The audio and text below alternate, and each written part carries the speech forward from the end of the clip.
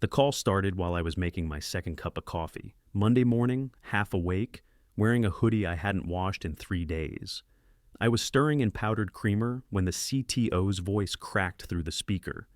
Effective immediately, Greg Lawson is no longer with the company. No build-up, no warning, just that one sentence, like a damn execution broadcast live. My hand froze on the mug handle. I walked back to my desk in slow motion, staring at the screen like maybe I heard it wrong. I didn't. Slack lit up like fireworks. Shock emojis, question marks. Somebody even dropped a crying GIF. Probably meant to DM it and hit public by mistake. I didn't say a word. Didn't move. Just stared. I'd run ops infrastructure for 5 years. I patched production bugs on Christmas Eve while our fearless leader Chad, yeah, that Chad, snowboarded in Tahoe and bragged about his work-life balance in all hands meetings. I trained half the team. I automated the other half. And now I was out, just like that. No warning, no conversation. Quick note, before listening, share which city or country you're watching from. My Slack access was still live, for now. I clicked into my profile, read the message they dropped in the general channel, some bland PR crap about moving in a new direction and grateful for Greg's contributions. Bull. There wasn't even a goodbye email. I checked my inbox. Nothing. I opened HR's calendar. Nothing scheduled. Just silence. Then I saw it. Greg has agreed to the terms of a 1-year non-compete. I barked out a laugh so bitter it scared my dog. I hadn't agreed to jack. I hadn't even seen the damn thing. That wasn't a negotiation. It was a hit job. They didn't lay me off. They wiped me out. I left the call. No parting words, no fake thanks. Just clicked out. The air felt thick, stale. I sat there, hands still wrapped around my mug, breathing like I'd just run a mile. My stomach twisted, but my hands were steady. I reached under my desk and pulled open the drawer I hadn't touched in months. There it was. A small black USB drive, labeled in red Sharpie, Backlift Final V3. 5 months it had sat there, just in case. I never opened it. It was just a reminder. A line I swore I wouldn't cross. I plugged it into my personal laptop, the one they never touched, never tracked, opened my encrypted doc, typed one sentence. They picked the wrong guy to screw with. Then I closed the laptop, leaned back in my chair, and stared at the ceiling. Not angry, not even surprised, just ready. The next few days were dead quiet. No emails, no phone calls, no follow-up from Chad or HR or anyone. Like I'd vanished. Then Friday morning, a courier knocked on my door, clipboard in one hand, manila envelope in the other. No eye contact, no conversation. Just scribble here, and he was gone. Inside the envelope, a termination letter, a 1-page NDA, and a 6-page non-compete that looked like it had been drafted by a bored lawyer with a grudge. It barred me from working in any capacity, development, consulting, even freelance, for any product that operates in a functionally similar technical domain. I reread that line 3 times. Same domain? What did that even mean? Internet? They were trying to box me in, not just out of a job, out of an industry. I filed for unemployment that same afternoon, online, quick, just the facts. I figured I'd at least get something while I regrouped. 3 days later, denied. Reason: termination for cause. My jaw clenched. Cause? I hadn't even been given a warning, let alone a write-up. No explanation, no performance review, no disciplinary process, just poof, gone. I scrolled through the denial notice again, looking for a name.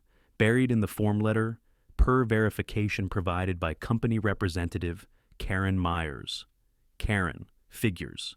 HR director who once told me Git was like a Pinterest board, right? She had no clue what I did. She always called engineers "you guys," even when there were women in the room, and now she was the one who'd sunk the knife deeper. I called the state's unemployment office, waited 42 minutes to talk to a human. The guy on the line told me the company claimed I'd violated internal compliance policies. No appeal without legal documentation.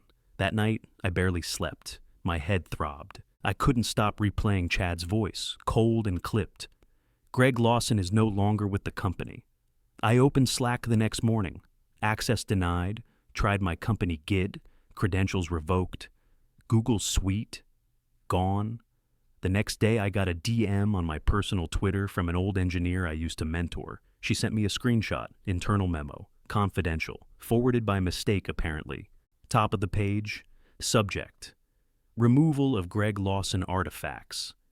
It laid out a plan, step by step, to scrub my name from everything, reassign ownership of commits, replace my documentation, redirect emails, even update old Sprint retros to credit team efforts. They were scrubbing me like malware. No one had the guts to call or text. A few old teammates sent half-assed messages. Dude, what happened? Is this real? Can you talk? I didn't respond. Not because I didn't want to, because I knew what came next. I waited until the house was quiet, then pulled out my old work notebook. Black cover, dog-eared, smelled like printer toner and stress. Flipped to a clean page, wrote 3 words, slow and careful. Make. Them. Prove it. This wasn't just about a job anymore. This was war. I stayed up 2 straight nights. No TV, no phone, no breaks. Just coffee, command lines, and rage. By hour 10, my fingers were moving faster than my thoughts. It wasn't about writing new code. It was about proving what I already built, from scratch, from memory. The infrastructure diagrams, the failover logic, the custom tooling I designed to catch race conditions before they crash production. I rebuilt all of it, laid it out across a fresh repo on my encrypted drive, screenshot everything, dated backups, metadata, email receipts, Jira tickets with timestamps. Even Slack threads where Chad called my system bulletproof, dated 6 months before they tossed me. Then I hit gold, an archived commit, time-stamped 5 months before they cut me loose. Nested in a legacy module no one bothered to touch, my initials in the commit history, my comment in the notes, my logic in the code, down to the custom retry pattern I used like a signature. They'd been shipping my work after they had decided to push me out. I printed it all, stuffed the binder until the rings barely closed.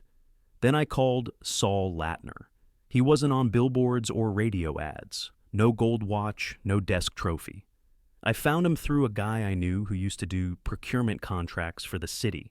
Said Saul doesn't flinch when it gets messy. He showed up late, carrying a reusable grocery bag full of manila folders, jeans, scuffed boots, no tie. My kind of guy. He sat down across from me, cracked open the binder, and started flipping. Page by page, grunted twice, jotted notes on the back of a utility bill, then shut it and looked up. "They're scared of you," he said. "This isn't a normal termination." "It's a muzzle," I leaned back. "Can I break the non-compete?" He scratched his chin. "Right now?" "Number.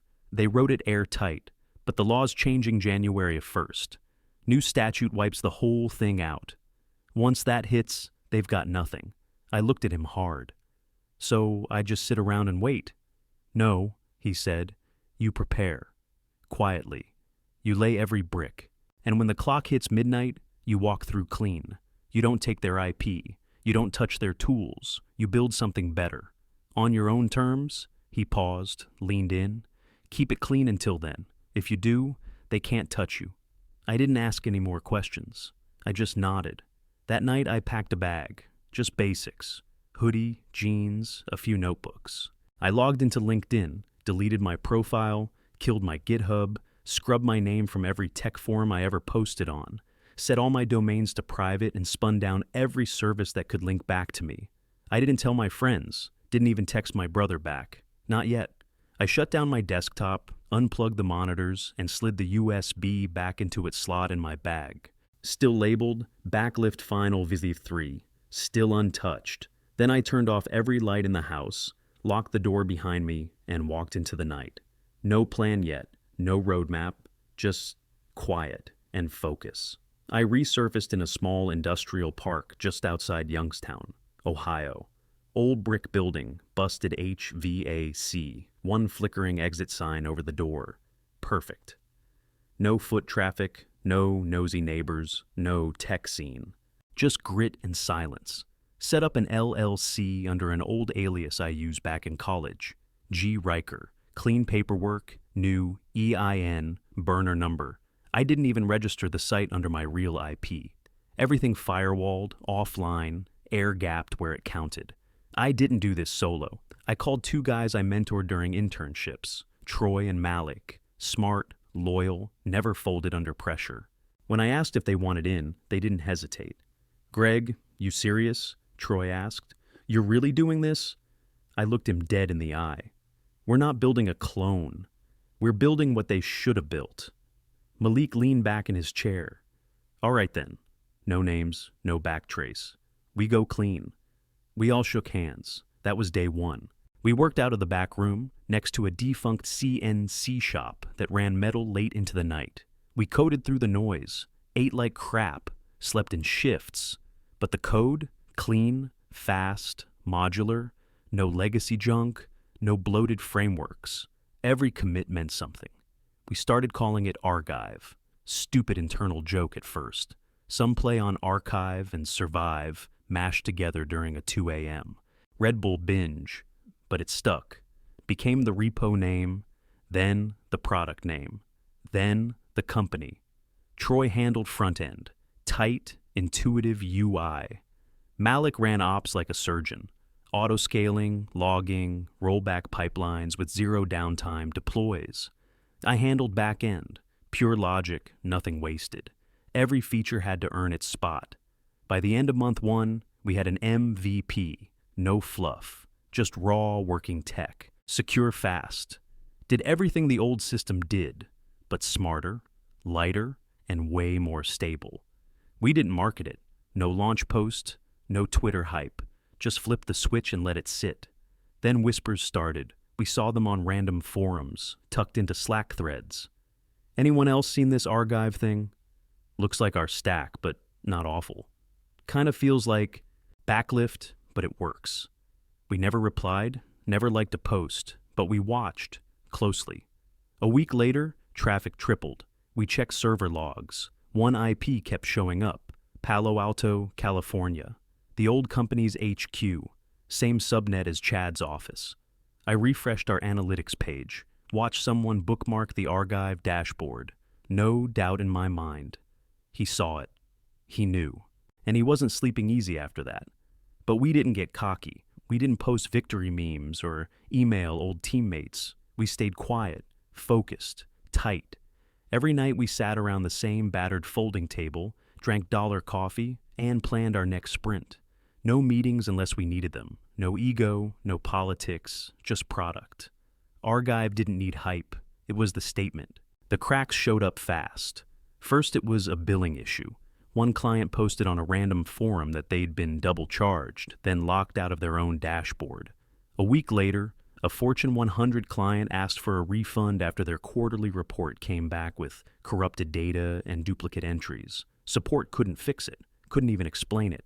Then came the outages, timeouts, CPU spikes, load balancers collapsing under traffic that used to be routine. Their legacy features, the ones duct taped together with scripts I built, and they never bothered to rewrite, started failing one by one. Troy called it the slow collapse. Malik called it a mercy. We didn't cheer, we didn't celebrate, we just kept building.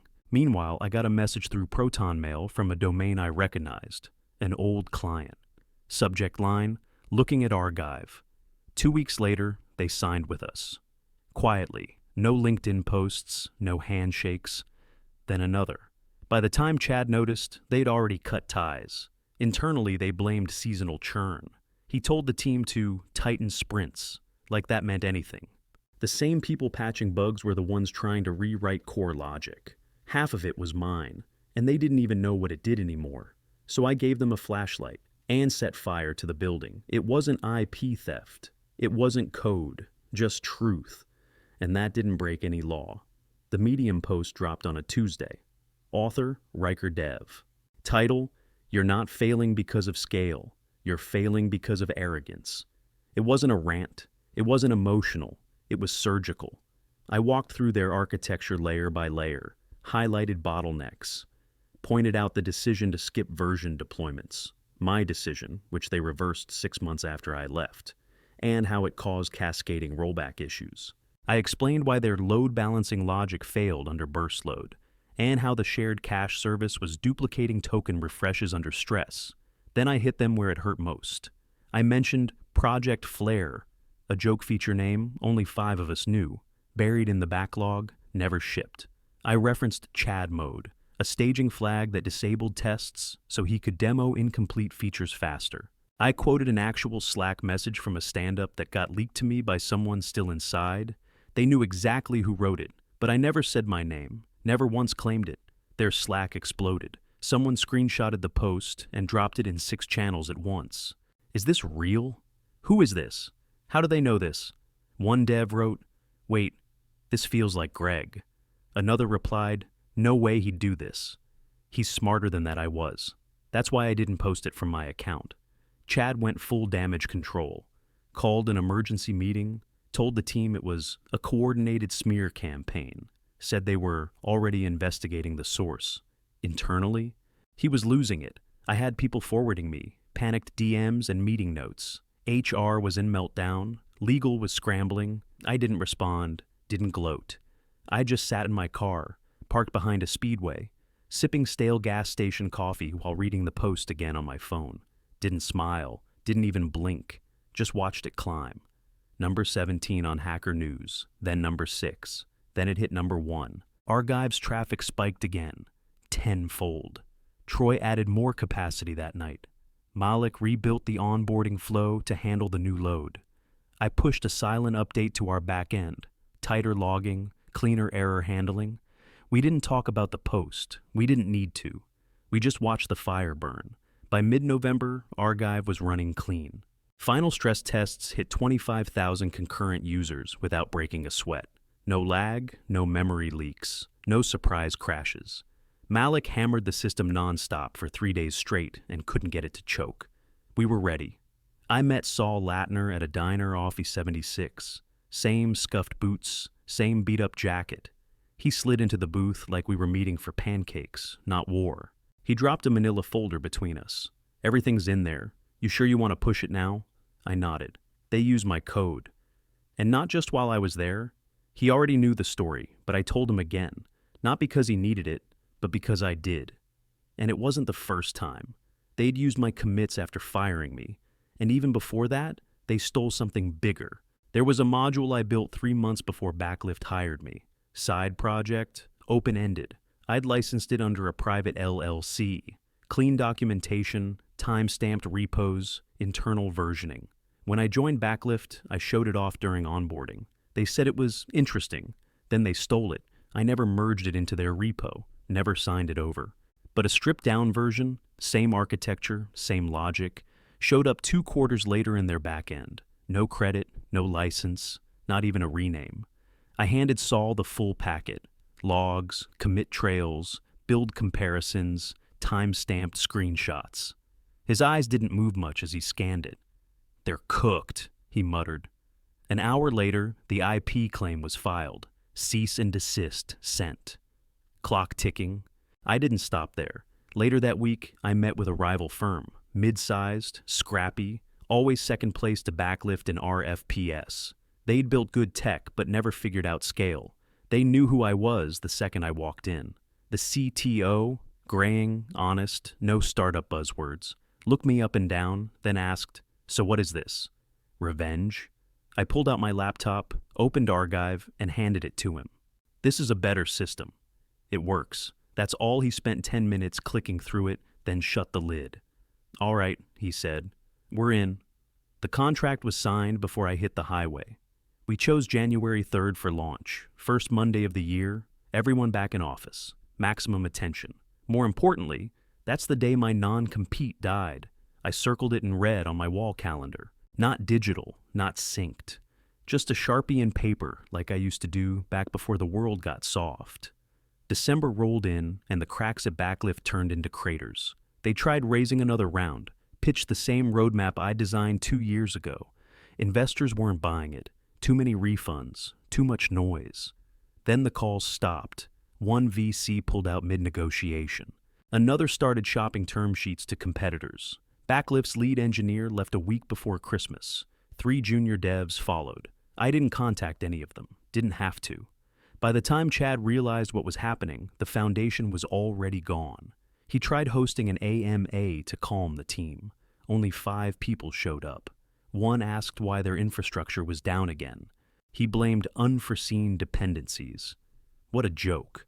Back at our office, same ugly industrial building, same 3-man team, we doubled server capacity and finalized our rollout plan. Troy cleaned up the user dashboard. Malik set up analytics pipelines for live tracking. Me, I cleaned the old fingerprints off everything. Code, docs, onboarding scripts. I scrubbed them twice. We weren't hiding. We were just making damn sure no one could stop what came next. Chad didn't know it yet, but I'd already won. January 19th. Courthouse smelled like toner and regret. The kind of place where no one made eye contact, just cheap suits, bad coffee, and too much tension in the air.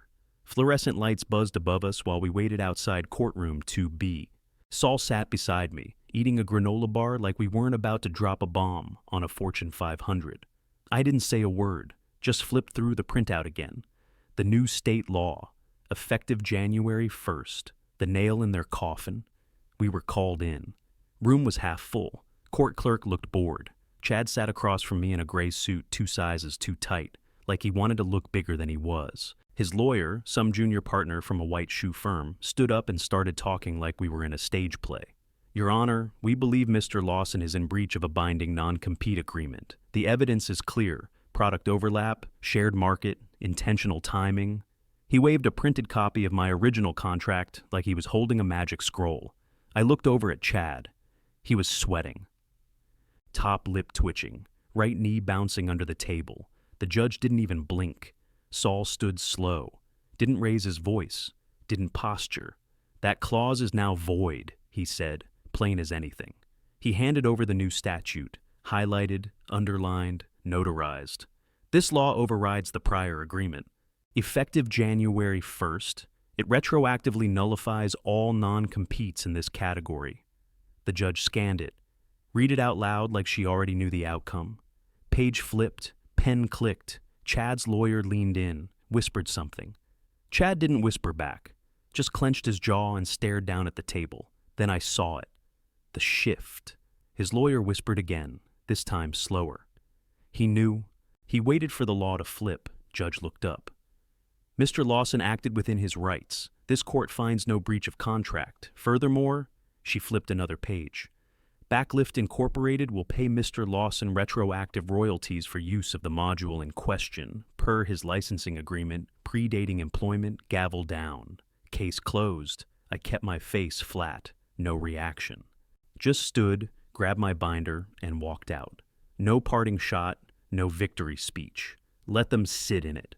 Back at the office, Troy already had the news up on the TV. Headline, Startup Lawsuit, Backfires as Founder, Wins IP Claim. Malik cracked open a root beer, slid one my way. You didn't even blink, he said. I just watched the stock ticker under the article. Red. Down 4 points. Then 5. Another browser tab. LinkedIn posts from Backlift employees. Moving on. Excited for new opportunities. Looking for my next adventure. They were bailing, one click at a time. And every single one of those clicks, every background process they ran, every report they exported, every legacy line of code still using my architecture, now cost them money, to me. Royalty structure kicked in midnight, monthly auto bill, enforced by the same IP system they once used to lock out vendors. A week later, I stood in my new office, sunlight cutting clean through the glass wall behind me. One room, no corner views. Just a walnut desk, 2 chairs, and the Archive logo etched into the wall behind me. Matte black, sharp edges, zero fluff. Exactly how I wanted it. Troy sat across from me, feet up, laptop open, debugging something before the next push. Malik had claimed the back room and turned it into his ops cave. Wires everywhere, half a server rack he built from Craigslist parts, and a whiteboard filled with notes only he could read. We didn't do status meetings. If something broke, you said it. If it worked, you shipped it. Simple. My role stayed the same. Back end stayed clean, predictable, fast. If archive moved, I made sure it moved right. On my desk sat one thing from the past, the USB drive, black plastic, red Sharpie label still smudged from that night, Backlift Final V3. Everything we built was fresh, no stolen lines, no recycled functions. We didn't build a copy, we built better. The licensing deal came through that afternoon. Signed, sealed, wired, 7 figures, clean. And that was just the start. The monthly royalties kicked in after that, tied to every back-end process their system still depended on. The same logic they failed to rewrite. The same core module they thought they buried. They tried switching vendors. Didn't work. Tried refactoring. Broke the whole stack. They had no choice. Every time one of their clients logged in, exported data, hit the API, the meter ran, and I got paid. Chad didn't call, didn't email, didn't send a middleman to bury the hatchet. He knew better. I didn't torch their system. I didn't leak their code. I didn't drag anyone through the mud after the ruling. I just made them pay. Not in tweets, not in press, in invoices. Every quarter, they send a check. And every quarter, I smile. Once, then get back to work. That's not revenge. That's ownership.